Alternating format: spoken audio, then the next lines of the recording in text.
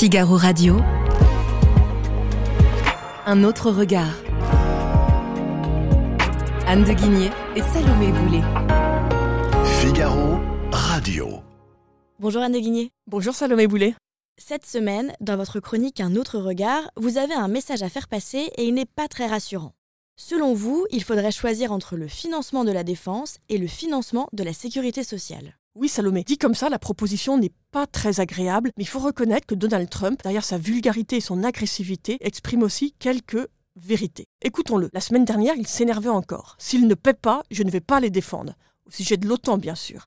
À écouter Donald Trump, les États-Unis pâtissent depuis des décennies d'un accord parfaitement injuste. Washington s'échinerait à financer, au détriment de l'équilibre de ses comptes publics, la défense européenne, et pour toute gratitude, les pays européens en auraient profité pour aider leurs entreprises à tailler des croupières commerciales aux groupes américains. L'analyse présidentielle de Washington dit quelque chose de vrai. Elle fait aussi fi d'un élément central, la suprématie du dollar, qui est un avantage concurrentiel très important pour l'économie européenne.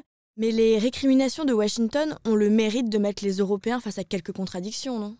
Oui Salomé, c'est très exagéré comme toujours avec Donald Trump, mais c'est vrai, c'est indéniable que les États-Unis dépensent beaucoup plus pour leur armée que les Européens. 3,3% du PIB, contre moins de 2% en Europe. La France est à 2%, c'est un bon élève de l'Europe, et donc que les Européens ont beaucoup profité de ce bouclier américain. D'où l'injonction américaine de demander aux autres pays membres de l'OTAN d'augmenter leurs dépenses. Le sous-texte de cette demande est clair. Après avoir envisagé durant des décennies la protection uniquement dans son sens social, protection contre la maladie, le chômage, la vieillesse, même la dépendance, enfin on n'y est pas encore mais on rêverait de ça, l'Europe va devoir redécouvrir le sens premier de la protection militaire. Et dit de manière encore plus abrupte, en fait les Américains ne veulent plus financer par ce canal de la défense le train de vie si confortable des vieilles sociétés européennes. Alors c'est très désagréable à entendre, mais il faut reconnaître que même Angela Merkel, il y a quelques années, dans un entretien en Financial Times, ne disait pas quelque chose de très différent.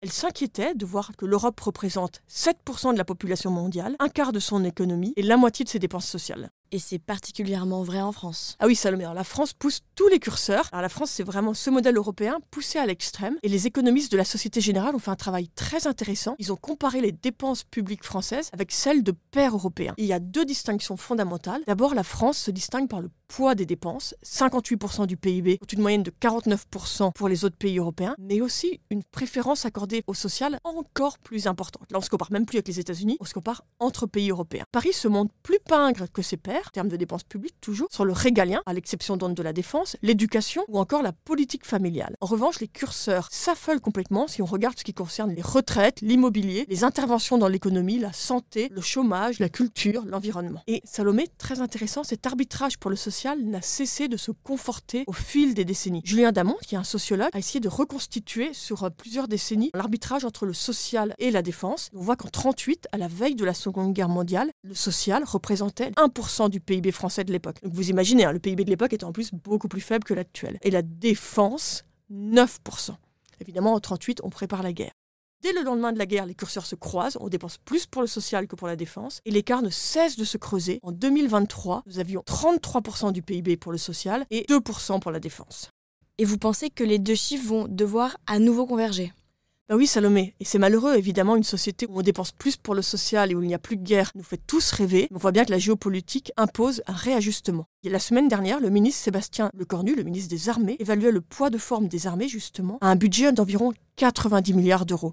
Aujourd'hui, c'est 50 milliards. Vous voyez, l'effort est colossal pour un pays surendetté comme la France. Donc on a beau tourner autour du pot de tous les côtés, le gouvernement a beau promettre qu'il n'y aura ni hausse d'impôts, ni coupe dans la sphère sociale. Je crois que pour réaliser un tel effort, il n'y a pas beaucoup d'alternatives. Il va falloir malheureusement, et augmenter les impôts, et réformer la sphère sociale. Alors Salomé, mon seul regret, c'est que ça fait des années que de nombreux économistes disent qu'il est urgent de s'attaquer à une réforme de fond de l'État-providence. C'est bien dommage de devoir s'y préoccuper dans l'urgence.